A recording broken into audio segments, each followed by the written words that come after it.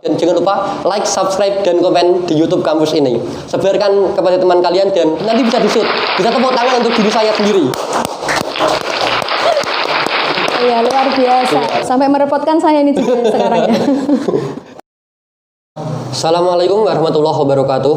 Waalaikumsalam warahmatullahi wabarakatuh. Perkenalkan, saya Ajib Mahendri dari kelompok KKN Daring 5 dari tim Jogo Dulur dari STAI. Saya di sini akan sedikit berbincang dengan satu narasumber yang dimana kita akan membahas limit yang belakangan ini seperti belakangan kita tahu bahwa pandemi telah terjadi dan kebijakan-kebijakan dari menteri-menteri, salah satunya yang adalah Menteri Pendidikan, karena dengan pembelajaran daring dirasa untuk orang tua lalu keberatan karena mereka belum siap untuk daring, tapi mereka harus dipaksa saat itu juga.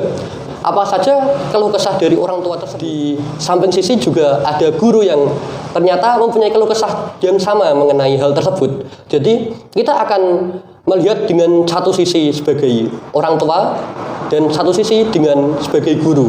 Dan orang tua di sini adalah orang tua yang pekerja keras dan dia itu selalu sibuk. Kami untuk kali ini adalah beliau seorang pengajar. Jadi beliau adalah seorang guru. Di samping sisi beliau juga ibu dari seorang putri yang adalah pelajar juga. Dan di samping itu beliau juga merupakan aktivis yang sibuk di beberapa bidang keorganisasian. Seperti dulu beliau adalah ketua Korp PMII Putri di IAIN Wali Songo Semarang. Terus berlanjut di ketua Fatayat Rantingan, dan setelah itu berlanjut di ketua Fatayat Anak Cabang Winong, dan saat ini beliau menjabat sebagai ketua Fatayat Cabang Pati. Beliau adalah Asmuna.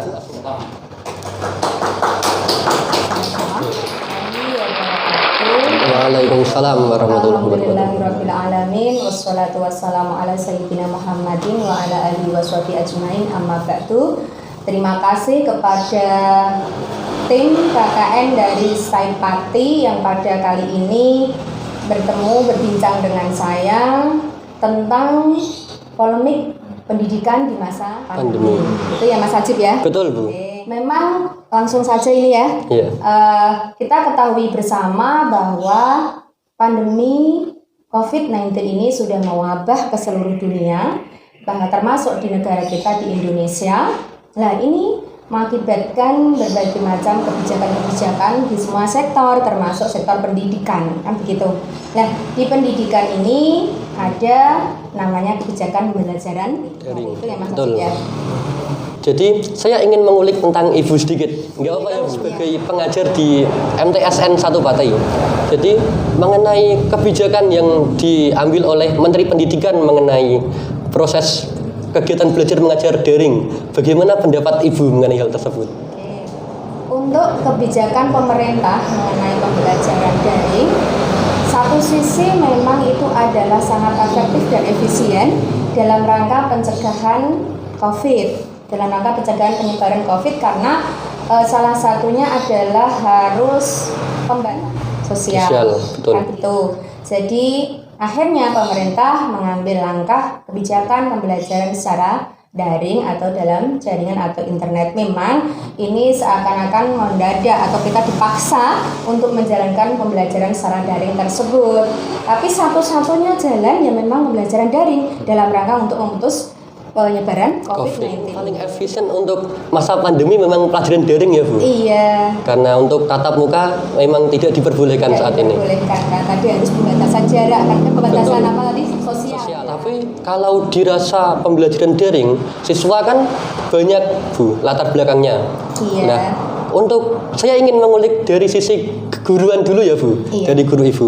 Bagaimana metode yang paling cocok untuk mengajar siswa ini yang daring, yang memang dari latar belakangnya mereka itu minim untuk pengetahuan IT? Tantangan juga sebenarnya setiap kebijakan itu pasti ada plus minusnya. Betul. Ya kan begitu. Dari sisi guru memang ada beberapa tantangannya. Yang pertama, guru harus memiliki SDM yang tinggi, terutama untuk kemampuan IT. Kan begitu. Jadi mau nggak mau guru harus belajar literasi IT, bagaimana dia mengoperasikan teknologi dalam pembelajaran daring ini. Metode apa yang dipakai oleh Bapak Ibu guru? Selama ini yang dipakai dari WhatsApp group, e-learning, Classroom, Google Form, dan juga Zoom, meeting, dan Google Meet dan sebagainya. Ini juga butuh penguasaan teknologi. Di samping itu, guru juga tertantang apa itu sarana prasarana atau infrastruktur. Jadi guru juga harus memiliki IT yang juga lumayan bagus alatnya kan begitu. Betul. Nah, ini dari guru tadi ya. Kemudian bagaimana dengan siswa kan begitu? Karena otomatis siswa juga kena dampaknya karena ada 3 sisi ya ketika pembelajaran daring itu yang harus saling interaksi. Yang pertama yaitu guru, orang tua dan siswa kan begitu. Nah, oleh siswa itu sendiri karena latar belakang kita juga berbeda-beda. Siswa itu ada yang memang dari ekonomi yang mapan, keluarganya yang mampu. Kalau keluarga yang mampu mungkin nggak begitu bermasalah karena laptop ada, handphone ada, kuota juga cukup. Tapi bagi yang keluarganya mungkin ekonominya belum mapan, ini juga sebuah tantangan tersendiri. Apalagi kalau yang hidup di daerah-daerah terpencil, misalnya koneksi jaringan yang sangat sulit. Betul. Ini juga merupakan kendala bagi siswa. Nah, ini adalah butuh kebijaksanaan dari seorang guru dalam melakukan pembelajaran daring. Maka dari itu ada satu sisi, ada satu metode selain daring adalah luring. Apa itu luring? Di luar jaringan. Mungkin dengan surat menyurat atau mungkin dikunjungi. Ada beberapa guru yang memang berjuang, berkorban sampai mengunjungi anak yang memang terkendala koneksi atau mungkin yang tidak punya infrastruktur atau sarana prasarana untuk pembelajaran daring. Memang beberapa guru membuat suatu kebijakan yang luar biasa seperti luring tadi ya Bu. Iya. Jadi apakah penerapan selama ini Ibu sudah melaksanakan yang seperti luring tadi Bu? Belum, karena selama ini kita kan baru masuk beberapa kali ya ini ya. 3 kali pembelajaran. Betul. Gitu kan. Kita baru taraf penjajakan sejauh mana anak-anak dalam belajar daring. Untuk saya sendiri itu anak-anak secara infrastruktur mereka tidak ada kendala. Hanya kadang memang koneksi. Nah ini, kalau koneksi jaringan memang mereka kita ada sebuah toleransi begitu bagi anak-anak yang memang tidak bisa mengakses pembelajaran pada jam itu. Nah, itu nanti ada toleransi. Bisa dilakukan kapan dia koneksinya ada gitu loh, koneksinya nyambung gitu kan. Jadi guru tuh harus sebijaksana mungkin menyikapi Nggak ada perbatasan waktu, ini tugas ini dikerjakan dan 2 minggu lagi deadline atau 2 jam lagi deadline, nggak seperti itu ada. Tetap kita kasih waktu karena apa? Di pembelajaran daring juga ada pendidikan karakter. Betul. Apa itu? Tanggung jawab, disiplin kan gitu kan? Betul. Otomatis ketika kita kasih waktu deadline itu adalah ada unsur tanggung jawab di anak. Itu tetap ada tapi toleransi tetap ada. Karena ini namanya juga kondisi tidak normal, otomatis Betul. kita juga pembelajaran juga ada yang tidak normal. Deadline 2 jam setelah pelajaran setelah Selesai. tugas diberikan, ternyata ada beberapa anak yang memang kendala jaringan di sana. Lalu ibu memberikan toleransi beberapa untuk anak yang memang Ada anak-anak yang misalnya Jabri, ibu saya nggak bisa download ini, nggak bisa download soalnya, nggak bisa apa. Oke, kita ini pertanyaan saya Bu sebagai murid. Jadi saya pernah melewati hal seperti itu. Jadi ada beberapa macam kategori guru yang memang memberikan pelajaran, terus tugasnya itu 2 jam deadline. Ternyata saya ketemu 2 tipe siswa. Pertama, memang siswa itu tidak ada internet, dalam artian ada internet tapi jaringannya terlalu lemot. Kedua, dia ini ada jaringan internet tapi males. Iya, jadi untuk alasan kemalasan ini dia beralibi bahwa maaf Bu, saya telat, nanti saya kirim karena jaringannya lemot. Tapi ternyata dia ini japri saya, Cip, ini jawabannya gimana? Seperti itu. Nah, untuk mengantisipasi kelemahan begini, memang kelemahan dari tidak tatap muka memang ada seperti itu. Bahkan mungkin disuruh mengerjakan orang lain juga bisa itu. Kan itu satu sisi kelemahan kita tidak tatap muka yaitu. Oke, kalau saya mensikapi tadi yang untuk yang satu tadi jujur gitu ya. Tapi yang satu tadi males. Kalau sekali 2 kali kita nggak tahu, tapi karakter tetap akan tercium juga. Tetap kok ini kok selalu gitu. Nanti akan tercium juga. Jadi ada pendekatan nanti. Ada pendekatan kepada anak, kita kita komunikasikan lagi lah untuk bagaimana dia supaya tanggung jawab. Kita juga sebagai guru tahu kok, oh daerahnya mana ini, sinyalnya kok bisa sulit, kenapa kan begitu. Jadi kita ketika ada anak japri sinyalnya sulit, koneksinya sulit, itu dia tinggal di daerah mana, kan itu juga kita perlu belajar. Iya. Itu perlu pendekatan kepada anak. Kalau memang betul-betul sulit atau mungkin bahkan tidak punya HP, kan kita home visit, kan begitu. Ini sebuah kebijaksanaan. Home visit kan berarti kita tatap muka juga, Tapi Bu. kan terbatas. Terbatas. Berarti kan tidak banyak orang. Kan tatap muka kalau 2 orang, 3 orang kan nggak masalah pakai masker, kan begitu. Betul. Sesuai protokol kesehatan. Lah iya, kan begitu kan. Yang penting Betul. tidak terjadi pengumpulan massa. Terus untuk mengenai hal tersebut, kan ada berbagai macam guru yang sudah mengikuti IT dan ada pula guru yang katakanlah untuk kategori mereka itu dari segi umur dia sudah tua dan untuk mengikuti IT ya tidak dimungkinkan juga. Jadi mereka mengumpulkan tempat beliau untuk diajarkan seperti ajaran tatap muka. Sedangkan tatap muka kan tidak diperbolehkan untuk saat ini, Bu. Itu bagaimana? Tadi ya memang tantangan dari guru itu kan tadi harus menguasai IT memang. Betul. Bagaimana mengoperasikan HP, bagaimana dia membuat video pembelajaran, kemudian ngupload di link YouTube mungkin atau pakai Google Form untuk tugas-tugas, ini juga butuh keahlian khusus. Biasanya guru-guru muda memang sangat canggih ya dan sangat inovatif. Tapi guru-guru tua memang kita dituntut harus menyesuaikan itu. Bagaimana caranya? Yang pertama, kita punya namanya tim yang namanya MGMP. Itu kan dalam kelompok guru mata pelajaran itu kan Iya. bisa kita saling sharing, saling membantu. Jadi yang muda bisa memberikan semacam saling berbagilah begitu sama yang tua. Mungkin bagaimana dibantu cara rekamannya, bagaimana cara menyusun materinya, bagaimana cara membuat soalnya, kan begitu. Saling membantu. Kalau memang harus datang ke rumahnya guru tatap muka, maka tidak diperbolehkan, apalagi dalam jumlah banyak. Itu nggak diperbolehkan, kecuali cuma 1 orang 2 orang yang memang ada kendala-kendala khusus diperbolehkan. Tapi yang memang tidak ada masalah itu memang tidak harus pakai daring. Biasanya kan anak-anak disuruh untuk tatap muka secara daring, Bu. Seperti Zoom, Google Meet, seperti itu. Dan itu tidak bisa diulang. Streaming gitu modelnya. Streaming. Jadi nggak bisa diulang kan, Bu. Saat saya menyampaikan segini kayak video call gitu modelnya.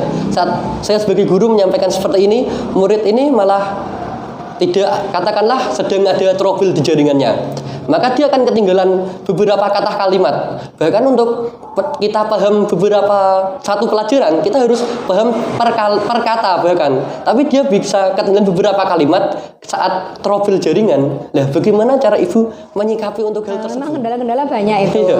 Masuk Zoom, apalagi Zoom itu memang butuh kuota yang sangat besar. Betul. Jadi kita sebisa mungkin Zoom jangan berkali-kali. Jadi ketika dalam menyiapkan pembelajaran kita kita selingi berbagai metode begitu. Tadi terkait dengan materi yang mungkin anak terkendala dengan koneksi, kemudian dia tidak bisa direkod mungkin Betul. pas Zoom-nya, itu kita memang antisipasi dengan materi. Materi itu kan bisa kita buat PDF atau mungkin dalam bentuk PowerPoint. Nah, itu nanti kita share lagi ke grup. Kan kita punya grup mata pelajaran di WhatsApp itu. Iya. Jadi materi kita share lagi, linknya kita share lagi. Kemudian kita bisa malah justru pembelajaran daring itu tak kira nggak terbatas waktu. Bisa malam mereka jabri gitu untuk menjelaskan ini masuknya apa gitu kan, kendala apa. Malah seperti itu ya. Iya. Malah kita bisa mengantisipasi sejauh mungkin tentang itu. Yang penting kita itu interaksi dengan anak itu lancar. Baik itu dengan metode apapun. Terutama yang paling mudah itu adalah dengan WhatsApp group. Itu kita bisa berinteraksi itu. Bu, tadi saya nggak bisa Zoom karena ini, tolong materinya gitu kan. Itu bisa kita. Video yang paling efektif untuk pembelajaran memang bukan streaming ya, Bu, tapi media yang dikirim dan bisa diputar kapan saja. Iya, Karena pembelajaran di daring itu lebih luas di waktu. Jadi misal itu materi, kita bisa membacanya kapan saja. Misal itu video, kita bisa melihatnya kapan saja. Betul. Seperti itu. Ya, kelebihannya daring itu salah satunya itu. Jadi terdokumentasi dengan baik. Jadi materi bisa kita ulang-ulang, kita putar. Oh, saya nggak paham dengan ini, diulang lagi gitu kan. Misalkan pengertian ini apa tadi ya, diulang lagi. Justru itu bisa diulang-ulang, itu salah satu kelebihan dari pembelajaran daring, terdokumentasi dengan baik pembelajarannya. Betul. Gitu. Jadi ulang-ulang. Iya. Itu tadi mengenai penyampaian materi ya Bu. Iya. Sekarang mengenai pemberian tugas. Jadi saya kan anak muda Bu, sering banget kan lihat Facebook gitu. Dan saya melihat beberapa postingan ibu-ibu muda yang anaknya itu diberi tugas oleh gurunya. Jadi si anak diberi tugas oleh gurunya itu malah saking banyaknya tugas, dia malah nggak pernah diajarkan materi. Jadi setiap hari hanya tugas dan deadline-nya itu setelah pelajaran selesai.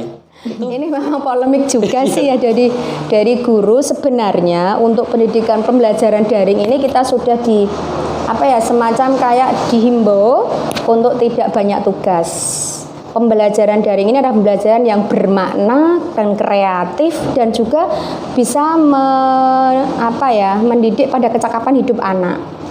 Jadi tugas memang boleh karena evaluasi pembelajaran ya dari tugas itu. Anak sampai enggak penjelasan kita itu sampai enggak ke anak, dipahami oleh anak enggak, itu kan dari evaluasi. Diantaranya dengan tugas tadi. Nah, tapi tugas tidak boleh memberatkan dan tidak boleh banyak-banyak. Materi yang kita sampaikan itu pun harus kita pilih yang esensi itu yang mana di masa pandemi ini. Tidak bisa kita samakan dengan kondisi ketika normal pembelajaran. Tapi harus kita sesuaikan dengan masa pandemi ini sehingga pembelajaran pun nggak boleh lama-lama dan tugas pun nggak boleh banyak-banyak. Tapi kembali pada pribadi masing-masing guru sebenarnya itu. Jadi ada yang tadi mungkin terkendala IT hanya memberikan tugas tanpa ada materi gitu. Tanpa ada penjelasan tiba-tiba tugas. Sebenarnya kan enggak bisa seperti itu. Setiap hari tugas gitu. Kalau memang di akhir pembelajaran kita berikan tugas, oke, tapi hanya untuk mengevaluasi sejauh mana dia menyerap. 1 pertanyaan saja atau 2 pertanyaan saja, itu pun secara singkat gitu loh. Karena ini adalah untuk mengukur bagaimana anak memahami materi yang pada saat itu diajarkan, kan begitu. Tapi nggak boleh banyak-banyak. Sehingga salah ketika orang tua malah justru ada yang mengerjakan tugas anaknya, kan begitu. Itu malah justru tidak mendidik karena kita tujuannya adalah untuk biar anak tanggung jawab terhadap apa gitu. Jadi untuk guru-guru sekalian, terutama guru saya ya, tolong jangan kebanyakan tugas seperti yang beliau Bu As katakan. Jadi untuk tugas memang diperlukan itu dalam rangka evaluasi, tapi yang lebih penting itu memang materi, karena saat materi belum paham maka langsung tugas itu kesannya kayak mengejar target. Seperti itu ya Bu. Jadi yang paling penting itu memang materi, penyampaian materi. Jadi untuk guru-guru semuanya, materi itu lebih penting daripada tugas. Tugas itu secukupnya saja dan jangan sampai memberatkan siswanya. Siswa di masa pandemi. Dan yang dikatakan Ibu tadi mengenai bahkan orang tua yang mengerjakan tugas anaknya. Seperti itu ya Bu. Nah, kalau tugas yang disampaikan guru kepada anak malah dikerjakan orang tuanya, ini untuk penilaiannya seperti apa Bu? Bahkan kayak tidak kompetitif gitu Bu. Jika yang lainnya itu dikerjakan sendiri, malah dia dikerjakan orang tua. Iya. Dan kita yang mengkontrol dari daring itu nggak tahu ini dari orang tuanya atau enggak. Salah satu tadi kelemahan dari kita daring ya seperti ini. Jadi memang peran orang tua sebenarnya tidak menggantikan anak dalam belajar, kan begitu. Jadi peran orang tua itu sesungguhnya adalah mendampingi anak, membimbing anak ketika belajar. Ketika dia mengerjakan tugasnya anak, itu justru dia malah menjerumuskan anak itu sendiri untuk tidak belajar dia, kan begitu. Sebagai guru penilaiannya kita memang menilai tidak hanya dari tugas saja, kan begitu nanti. Betul. Jadi dari berbagai macam. Kalau di pelajaran saya sebenarnya yang untuk agama PAI ya, akidah, Quran, hadis, fikih, SK itu penilaian tidak hanya pada tugas-tugas yang sifatnya kognitif, pengetahuan, tapi juga keterampilan. Mungkin suatu saat anak disuruh mendemonstrasikan apa, kan begitu. Itu kan nggak mungkin diwakilkan. Nah, mungkin dengan video call atau apa, anak suruh mendemonstrasikan, mempraktekkan apa. Kemudian juga ada penilaian selain pengetahuan, keterampilan, ada penilaian sikap. Bagaimana sikap anak ketika sekali-kali tempo kita Zoom, sekali-kali tempo kita video call, dia sedang apa, kan begitu kita bisa menilai gitu kan. Juga ada penilaian spiritual dan sebagainya. Jadi tidak hanya satu aspek tugas saja. Nanti kita padukan itu. Di masing-masing metode dan di masing-masing penilaian kita itu butuh beberapa aplikasi yang berbeda. dan cara yang berbeda juga tentunya. Seperti pengerjaan tugas mungkin bisa lewat Google Classroom. Terus Iya. untuk kita tahu penilaian sikap kita harus di Google Classmeet atau mungkin di Google Duo yang video call seperti Video itu call ya, yang Bu. banyak itu. Jadi untuk murid-murid biasanya ya teman-teman saya nanti bisa di Zoom ya, mereka di shoot. Jadi mereka itu sering banget untuk diikut absen terus presensi. Yang hadir di sini silakan tulis nama dan juga NIM-nya. Setelah tulis nama dan NIM, mereka tidur. Dan setelah itu mereka WA saya, Jip, nanti kalau ganti pelajaran ini saya tolong di WA ya, nanti biar saya ikut presensi juga gitu. Bisa di Zoom mereka. Itu Yeah. wajah-wajah mereka seperti itu. Jadi mereka sering banget seperti itu. Jadi bagaimana cara kita sebagai seorang guru lihat hal semacam itu dan mengantisipasi hal semacam itu. Jadi caranya adalah dengan Google Duo dan Google Classmeet atau mungkin seperti Zoom. Jadi kita tahu oh mereka sedang benar-benar belajar. Betul. Atau mungkin mereka sedang rebahan. Jadi tidak hanya melulu misal kita gunakan Google Classmeet terus Google Classmeet, misal kita gunakan WA terus WA, misal kita gunakan Zoom terus Zoom. Kalau Zoom ini malah imbasnya di orang tua yang tidak mempunyai wifi ya Bu. Betul, kuota juga. Kuota Makanya juga. sesekali saja. Antisipasi tadi ya Mas Hajib ya. Iya. Antisipasi biar nggak dikerjakan orang tua, minimal sekali-kali tugasnya itu anak nulis. Jadi tadi yang disampaikan oleh Ibu Guru tadi tentang apa materinya, silakan ditulis di foto, otomatis dia merhatikan, kan begitu. Ini juga antisipasi. Iya, Jadi iya. berbagai metode kita kolaborasikan bagaimana biar anak itu betul-betul belajar, gitu. Tidak hanya melulu satu metode saja, karena ini Memang dari ini. Jadi memang beliau ini kepala MTS saya dulu, MTS Sultan Falah Butih ya Bu. Iya. Dan saya memang murid tersayang beliau. Sampai sekarang beliau masih ingat saya dan Iya. masih sayang saya. sampai merepotkan saya ini juga sekarang ya. Jadi memang dalam rangka mengantisipasi hal yang katakanlah seperti teman-teman saya yang sedang makan itu, Mas Joko, Cip, tolong tugasmu nanti biar saya copy dan paste seperti itu. Jadi misal ditulis tangan, maka tulisan Dia tangan seseorang belajar. berbeda dan Beda. benar-benar meskipun copy paste paling enggak dia membaca tulisan saya Betul. dan mencatatnya, bukan hanya tugas saya diganti nama, dikirim dan copy paste Enggak, saja. enggak bisa. Untuk mengantisipasi hal semacam itu sebenarnya. Iya, sesekali dia suruh nulis, merangkum, nama, tulis sendiri, di tulisan tangan beda-beda kan setiap. Jadi kan kelihatan kalau tulisannya Hajib kan gitu. Betul. Gitu. Itu salah satu metode. Iya. Nah, sekali-kali ketika pas pembelajaran kita video call gitu dengan siapa yang kita oh ternyata dia baru tidur kan kelihatan gitu kan. Betul. Itu sekali-kali itu kita kolaborasi dengan berbagai macam metode gitu. Subjek penilaian dapat kita realisasikan di online sekalipun dan jalan keluarnya adalah berbagai macam aplikasi tersebut. Bagaimana cara kita menggunakan IT sebagus mungkin itu ada di era ini. Jadi jangan sampai kalian menggunakan pandemi ini sebagai suatu hal yang sangat merepotkan kalian dan saking merepotkannya kalian tidak mau maju pikirannya ke depan, tapi gunakanlah pandemi sebagai halangan ini untuk merubah mindset kalian dan bagaimana cara kita merubah pandangan yang sempit ini menjadi luas dan memanfaatkan semuanya yang ada. Udah pinter kamu sekarang. Iya Bu. Iya. Enggak rugi kan Ibu menjadi Oh, guru iya. saya. Sip. Iya. Lumayan berhasil dalam mendidik dia. Alhamdulillah. Tadi mengenai ibu sebagai guru ya Bu. Sekarang saya ingin mengulik ibu sebagai seorang ibu dari anak. Jadi Sebagai orang tua ya. sebagai orang tua ya, sebagai seorang ibu dan sebagai seorang orang tua itu ibu seperti apa? Bukan saya ya, kami sebenarnya karena saya mengusulkan saat saya bilang saya ingin mengadakan podcast yang ada di pikiran saya itu memang buas dari awal. Jadi kenapa saya bisa buas? Karena saat saya meminta seseorang yang lain, maka saat saya membahas hal seperti ini, maka saya harus butuh 3 narasumber dari guru, dari orang tua, dan dari aktivis. Tapi saat saya mengundang buas, ternyata buas ini sudah bisa menjelaskan semuanya. Dan Makasih. terima kasih Bu. Iya, terima kasih juga. Sebagai orang tua gitu ya. Iya, Bu. Oke. Emang tantangan juga bagi orang tua, apalagi orang tua pekerja seperti saya. Betul. Kalau memang orang tua yang memang maaf ya notabene ibu rumah tangga, mungkin dia punya banyak waktu luang mendampingi anak ketika dia belajar daring di rumah. Bagaimana ketika ibunya juga kompetensinya tidak sesuai dalam arti mungkin pendidikannya nggak begitu tinggi. Ini juga tantangan bagi orang tua, kan begitu. Karena kalau anak saya sudah agak besar, Sehingga dalam pembelajaran daring dia memang banyak dia malah enaknya kita bisa diskusi. Bu, saya dapat tugas seperti ini jawabannya kira-kira ini bagaimana? Kita bisa memberi masukan-masukan, gitu kan begitu. Jadi ini peran orang tua sangat luar biasa di era pandemi ini. Pembelajaran daring itu sebenarnya mengembalikan institusi pendidikan yang utama di keluarga. Karena pendidikan yang paling utama dan pertama itu adalah di keluarga. Karena selama ini banyak dari orang tua itu hanya menyerahkan pada guru. Udah sekolah selesai dia nggak tahu tugasnya apa. Yang penting dia sekolah dari apa nggak ngerti dia kan. Tapi sekarang pandemi ini juga ada hikmahnya gitu kan.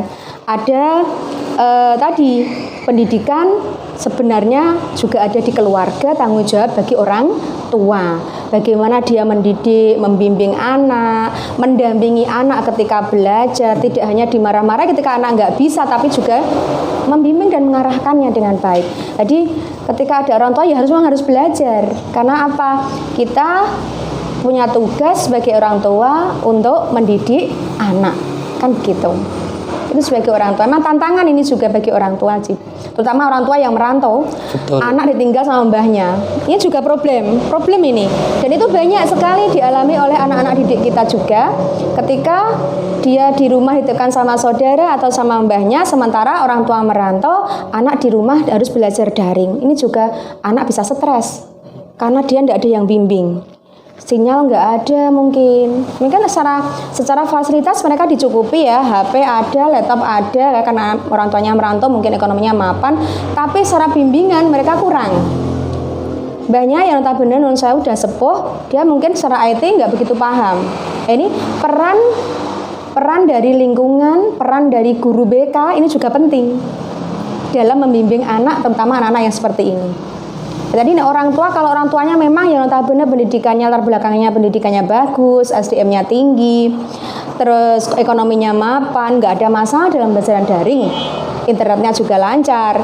Tapi ini juga bagi kendala bagaimana ketika ekonomi orang tuanya yang lemah, yang penghasilannya mungkin hanya pas-pasan, untuk beli kuota juga sulit, apalagi untuk beli HP yang speknya tinggi, kan begitu itu juga mampu, ini juga bermasalah. Ini juga termasuk permasalahan dari orang tua seperti itu. Tapi komunikasi tetap harus kita bangun antara guru dan orang tua. Itu harus terjalin dengan bagus. Jadi ketika ada kendala-kendala seperti tadi karena faktor ekonomi atau faktor mungkin sinyal, orang tua pun harus membangun komunikasi yang baik dengan guru. Biar apa? Pembelajaran cara daring ini bisa berjalan dengan baik dan normal. Gitu. Yang ditinggal orang tuanya merantau dan hanya diasuh oleh kakek neneknya. Terus dia ini di rumah difasilitasi, tapi pengawasannya kurang. Lalu untuk gairah belajarnya kan juga kurang. Betul, motivasinya belajar motivasi kurang. Belajarnya kurang. Sedangkan orang tua yang terlalu fokus untuk kerja juga, dia akan terus fokus. Bahkan untuk sekedar tanya anaknya ini, karena lama nggak ada seperti feedback, kayak saya sama ibu kan biasa ngobrol gini, tapi ada kan murid ibu yang nggak biasa ngobrol dengan ibu. Jadi karakteristik orang tua dengan anak juga nggak jauh beda, Bu. Ada yang memang akrab dengan anaknya, tapi ada pula anak yang memang serba sulit kepada ayahnya. Bahkan untuk saling sapa, ya gitu aja sulit. Jadi bagaimana cara seorang orang tua memulai pendekatan seperti itu di masa pandemi ini, dan naasnya dia sedang merantau dan nggak bisa pulang. Mas Haji bersyukur ya punya orang tua yang sudah mendorong, memberi fasilitasi untuk maju, memberikan HP, bahkan meminjamkan HP-nya gitu kan. Tidak semua orang tua seperti itu, maka harus bersyukur ya. Nanti terima kasih sama ibunya sepulang dari sini, sama bapaknya juga. Saya juga, ibu saya biasanya nonton YouTube, Bu. Bilang terima kasih Bu. Walaupun ini bukan hari ibu dan ini bukan hari Idul Fitri, tidak ada salahnya saya mengucapkan, dan setiap hari adalah hari ibu bagi saya. Terima kasih banyak untuk kedua orang tua saya, dan terima kasih semua untuk orang tua kru-kru saya yang ada di sana. Nanti bisa disut, bisa tepuk tangan untuk diri saya sendiri. Iya, luar biasa ini. Sebenarnya saya nggak tahu ini ngomong apa gitu loh. Maksudnya luar biasa ini. Betul. Untuk para orang tua memang seharusnya seperti itu. Nanti harus memberikan dorongan, motivasi, fasilitas. Kalau ya berusaha sekuat tenaga begitu. Betul. Untuk memfasilitasi anaknya untuk belajar. Tapi tadi yang apa? orang tua merantau atau mungkin komunikasi ke anak mungkin nggak begitu lancar begitu ya. Nggak akrab banget, Bu. Begitu kadang ada anak yang takut sama orang tuanya, sampai bicara aja, nyapa aja kadang jarang sekali. Sulit, ya. Ini memang dari orang tua sebenarnya dalam ketika menanamkan pendidikan kepada anak atau mungkin etika kepada anak. Orang tua bisa untuk mendekati anak pelan-pelan, mengajarkan bagaimana dia bisa istilahnya kalau curhat lah begitu. Apa yang mereka hadapi kan begitu. Apa kamu sedang menghadapi masalah apa? Kita dekati. Kalau saya seperti itu, jadi ajalah anak ngobrol, guyon. Kadang itu jadi ada keakraban dengan anak. Jadi jangan sampai anak itu takut mengutarakan masalahnya kepada orang tuanya. Jadi itu orang tua membangun komunikasi yang baik dengan anak. Selain ikhtiar tadi secara lahir, orang tua juga wajib untuk ikhtiar secara batin. Selalu mendoakan anak-anaknya biar nyambung, selalu nyambung gitu sama anaknya. Jadi ada ikatan batin yang kuat selain ikatan lahir juga. Jadi lahir batin lengkap gitu kan dengan anak. Jadi karena bagaimanapun juga kita ada aliran darah yang mengalir di anak. Otomatis kalau kita doakan, kita ajak bicara dari hati ke hati, anak akan tetap mengutarakan apa yang menjadi permasalahannya sehingga nggak ada kendala antara anak dengan orang tua. Jadi jangan sampai kita sering menghakimi anak sebelum kita tahu permasalahannya. Biasanya memang judges ini yang paling berefek ya, Bu. Jadi labeling ini yang paling berbahaya bagi si anak sebenarnya. Jadi misal orang tua, terus ada anaknya jatuh atau secara spontan itu berkata yang seharusnya tidak dikatakan. Terus si orang tua ini bilang, kamu ini anak nakal. Nah, dari labeling ini, judges ini, si orang tua bilang kamu ini anak nakal, maka berakibat si anak ini merasa ditanamkan bahwa saya ini memang nakal. Jadi harus saya buktikan bahwa saya memang nakal. Jadi nggak ada pola pikir anak yang saya harus merubah sudut pandang orang supaya saya dikatakan baik, nggak ada. Jadi dari perkataan maka jadi orang tua tuh nggak mudah untuk kalian yang mau jadi orang tua nanti ya. Hati-hati karena anak itu amanah yang harus kita jaga sebaik-baiknya. Jadi kita sebagai orang tua tuh unsur keteladanan itu harus ada. Jadi bagaimana cara kita bicara, bagaimana cara kita bersikap, bagaimana cara kita bertindak, itu adalah ditiru oleh anak sejak usia dini. Jadi kita tanamkan suasana keakraban, suasana kedekatan sejak dini kepada anak, itu penting. Jadi ketika orang tua harus terpaksa mencari nafkah, merantau jauh dari anak, itu komunikasi pun harus sering terjadi. Jangan sampai tidak pernah telepon ke anak, video call ke anak. Jadi pagi-pagi mungkin ketika jam sekolah bangunkan, video call, kan begitu. Betul. Itu salah satu caranya seperti itu. Jadi jam-jam tertentu ketika di sela-sela istirahat bekerja, sapa anak.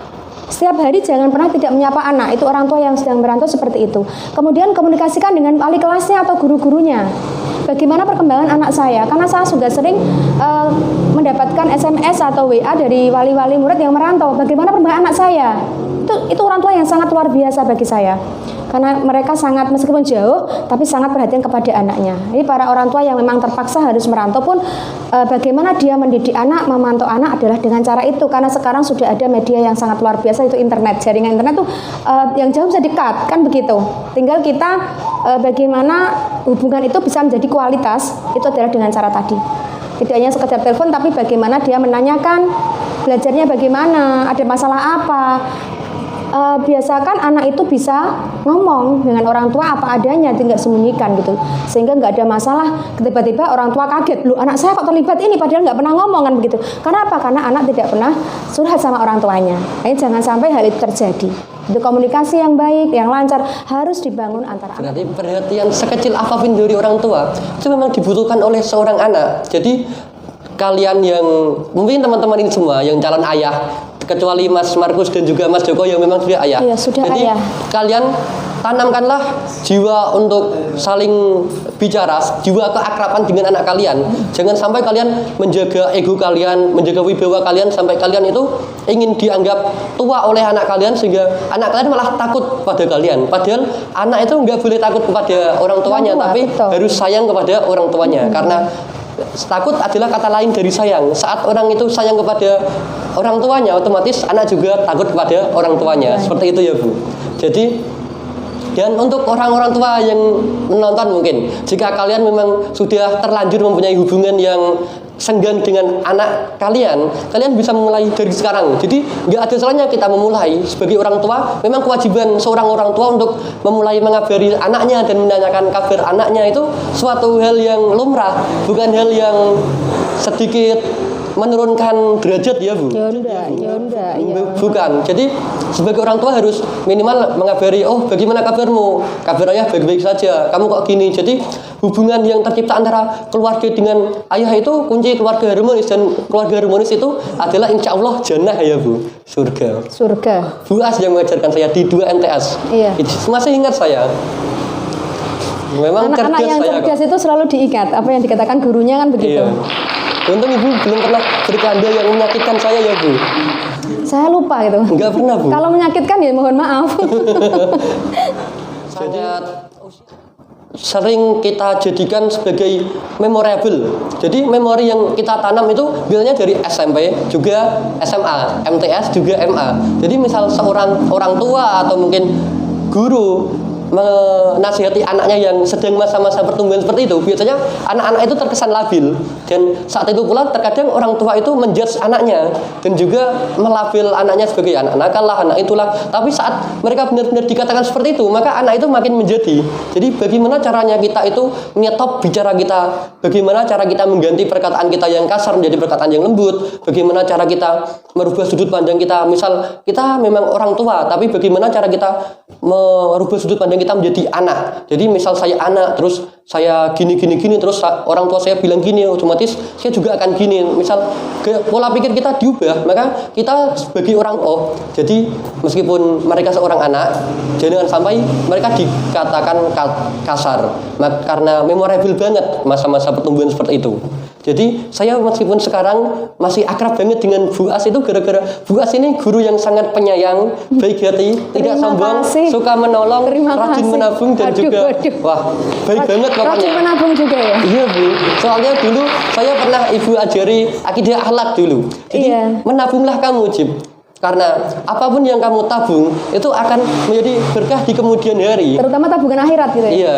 Dan saya ingat Bu, bagaimana saya menjawab, Bu, saya menabung di warung gitu. Masih ingat saya jawabnya. Ekspresi saya gimana itu waktu itu? Jip gitu. Waktu itu saya sama Habi, masih ingat saya. Habi Isbullah namanya. Oh iya, Habi, saya ingat iya. Masih ingat banget. Jadi masa-masa seperti itu memorable banget. Jadi jangan sampai kalian sebagai orang tua itu mencela anak-anak kalian, ingat sekali, dan itu bisa menjadi malah faktor untuk mencari jati diri bagi mereka. Jadi misal untuk orang tua saya, mungkin Bu As juga, karena saya diajari orang tua menjadi baik seperti ini, dan anak Bu As juga menjadi baik seperti itu.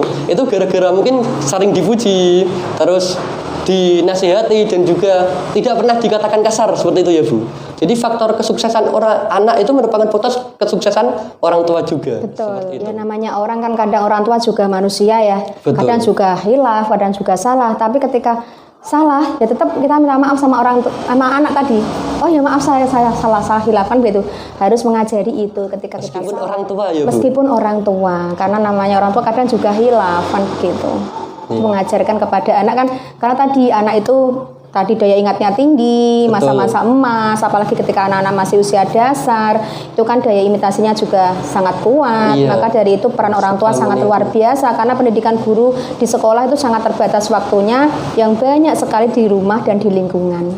Nah ini yang sangat penting bagi orang tua, bagaimana mendidik anak ketika di masa-masa dia masih masa-masa dasar. Jadi siapapun kalian yang menonton ini, meminta maaf kepada anak itu bukan suatu aib, tapi merupakan suatu hal pengajaran bagi anak kalian sendiri. Jadi nggak mungkin anak kalian itu di atas kalian. Misalnya gini, perumpamaannya, ini orang tua, ini anak. Misal anak ini sukses, semakin meninggi, maka derajatnya seperti ini. Otomatis orang tuanya juga itu tinggi ya Bu. Jadi nggak ada yang seperti ini. Otomatis akan seperti ini. Jadi untuk orang tua yang sering berkata kasar atau mungkin menyakiti orang tua, bisa untuk maaf dan memulai suatu keakraban dengan anak-anak kalian, karena ini adalah musim pandemi dan ini merupakan saat yang tepat untuk kalian bersama anak-anak kalian. Betul. Karena anak kalian dilarang beraktivitas di luar dan kalian juga dilarang untuk beraktivitas di luar. Jadi bagaimana cara kalian memanfaatkan waktu Ini ini momen yang sangat tepat untuk mengembalikan keharmonisan di dalam keluarga. di keluarga. Kan jarang kumpul, lah tiba-tiba kita bisa kumpul dengan keluarga. Ini sangat luar biasa, ini momen yang harus dibangun tadi untuk membangun keakraban dari masing-masing anggota keluarga. Sibuk juga ya. Iya. Terus Pak Yusuf juga orang sibuk dan Putri Ibu juga sibuk banget kayaknya. Jadi saya ini dari dulu mungkin saya lupa sejak kapan saya ini berteman dengan Facebook Bu Asmuna, dengan Facebooknya Pak Yusuf dan berteman dengan Facebooknya putrinya. Jadi saya secara tidak sengaja itu melihat berbagai macam beranda dari kegiatan keluarga Bu As dan saya tahu bahwa mereka ini sibuk dan untuk saat ini kan musim pandemi Bu. Jadi untuk hal yang sudah Ibu akrabkan dari anak Ibu dan suami Ibu dan dari keluarga besar Ibu ini seperti Kalau apa? pandemi ini hikmah luar biasa bagi kami ya, karena kami jarang bertemu ketika siang hari. Kadang saya setelah sekolah, Pak Yusuf juga sekolah, suami juga di sekolah mengajar pagi, siang kita ada yang saya fatayat mungkin atau organisasi kegiatan yang lain, sosial yang lain. Suami juga begitu, kita ketemu malam hari. Dan anak juga kuliah, kadang juga jarang pulang karena di pondok. Nah, ketika momen pandemi ini kita bisa berkumpul. Ini adalah suatu hal yang luar biasa. Maka momen-momen ini tidak kita sia-siakan begitu saja. Jadi kadang kita apapun kita lakukan bareng. Dari sholat jamaah, kan gitu, ngaji bareng. Kadang kita sering dengan anak itu videoan bareng gitu. Buat apa yo momen sholawatan bareng, nyanyi bareng. Itu karena dia hobinya gitu, ya kita ikuti. Gitu. Ini adalah momen-momen kebersamaan kita. Jadi kita bangun kebersamaan ini, jangan sampai ini tidak berkualitas kebersamaan ini. Karena ini adalah ada hikmah di balik pandemi. Jadi sesuatu yang apa yang terjadi di balik musibah pasti ada hikmah. Dan itu kita sikapi dengan rasa syukur tadi, dengan kebersamaan dengan keluarga. Begitu kan kita jarang ini keluar, nggak boleh kumpul-kumpul, nggak boleh ada pertemuan-pertemuan, kegiatan-kegiatan. Otomatis kita banyak di rumah. Tapi ya tetap kita melakukan rapat, koordinasi, organisasi itu melalui WA. Kecuali memang kita penting sekali lah kita baru kumpul, itu pun terbatas hanya beberapa pengurus saja. Jadi memang untuk di organisasi juga berimbas ya Bu untuk pandemi Sangat, ini. apalagi organisasi NU.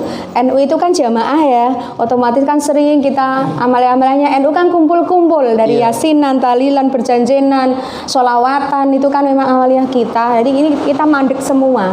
Otomatis ya sangat berimbas sekali tapi bukan berarti kita nggak bergerak, kita juga melakukan gerakan-gerakan ya, tapi sifatnya tidak dalam pengumpulan massa. Ya, mungkin bakti sosial ini yang kita gencar-gencarkan adalah untuk baksos, terutama untuk membantu yang terkena dampak pandemi COVID ini. Gitu. Jadi kita tadi telah ngobrol berapa menit Mas untuk saat ini? Ngobrol kita udah berapa menit sama Bu As? Sebenarnya saya cuma ngobrol dengan Bu As, tapi dengan karakteristik Bu As, saya dapat berbagai macam seperti berbagai macam narasumber, seperti pertama dari guru, kedua dari orang tua, dan terakhir tadi dari organisasi. Sekarang sebelum berakhir, ya, pengen ngobrol banyak dengan Ibu, tapi karena dibatasi oleh waktu dan misal lama juga kasihan menurut saya sebenarnya. Mungkin kan enggak ya Bu? Itu sebuah kelebihan. Kelebihan. Kamu bisa ngomong itu kelebihan, tapi terarah itu ya nanti ya. Iya. Terbimbing dan terarah ngomongnya ya kan Iya. begitu. Malah bagus itu. Alhamdulillah. Dan saya enggak merebut porsi Ibu untuk berbicara kan tadi. Oh enggak. Iya, Nggak masalah. saya merasa Saya memberikan porsi yang banyak sebenarnya pada murid saya. Wah, Jadi jadi- itu mendidik termasuk ini kan. betul. Jadi ini merupakan kesuksesan Bu As juga. Saat saya naik, otomatis Bu As juga naik. Seperti gitu tadi. ya? Oh, Betul. terima kasih. Iya. Mengajarkan saya, jika kamu berani, maka katakanlah berbagai macam obrolan yang telah kita obrolkan tadi Bu. Lalu apa yang bisa Ibu pesankan untuk teman-teman semuanya, untuk penonton, sebagai orang tua yang sibuk sebagai aktivis dan sebagai guru juga di tengah pandemi? Mungkin bisa Ibu ringkas jadi satu, atau mungkin bisa aktivis sendiri, seorang ibu sendiri atau seorang guru sendiri. Oke, terima kasih Mas Hajib. yang memang kebetulan saya memang perannya ganda ini ya, sebagai Iya. guru, sebagai orang tua dan sebagai aktivis tadi dibilang ya. Iya. Yang nggak begitu aktivis. Ketua Fatayat NU Kabupaten Pati. Oke. Bu Asmunah, Sarjana Agama Magister Pendidikan. Baik bagi guru, baik bagi orang tua maupun bagi perempuan-perempuan yang memang aktif di organisasi, yang untuk menghadapi pandemi ini kita memang harus bisa menghadapinya dengan sabar dan butuh ilmu. Kan begitu ya, butuh ilmu bagaimana kita menghadapi pandemi ini. Bagi guru juga harus terus belajar, bagi orang tua juga harus terus belajar, dan juga bagi perempuan-perempuan semuanya harus terus belajar, karena belajar itu sepanjang hayat, tidak hanya terbatas ruang dan waktu. Jadi kita semuanya harus belajar menyesuaikan diri di masa pandemi ini, sehingga betul-betul terutama bagi anak-anak ini siswa, saya berpesan meskipun di kondisi yang sangat sulit seperti ini, kalian harus tetap semangat. Jadi tetap semangat, tunjukkan pada dunia tidak ada yang bisa menghalangi kalian untuk maju.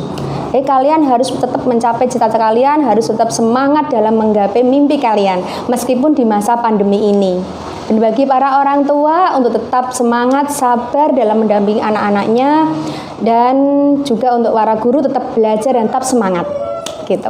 Terima kasih. Jadi inti dari pembahasan kali ini adalah untuk masa pandemi memang banyak sekali rintangan-rintangan dan cobaan-cobaan dan berbagai macam pembatasan yang ada.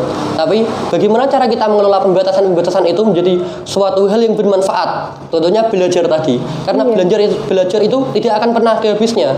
Jadi kita bisa belajar apapun itu, dan kita bisa belajar kapanpun dan dimanapun. Selama pandemi ini, habiskanlah waktu kalian untuk belajar dan terus belajar. Karena dengan belajar kalian akan berilmu, dan jika berilmu maka Allah akan mengangkat derajatnya. Betul ya Bu? Betul. Yang dikatakan Bu Akan lagi. dimudahkan segala urusan kita, Iya. insya Allah. Kelas 3 MTS. Kamu jadilah 11 ya itu. Oh iya itu. Iya. Lupa ya?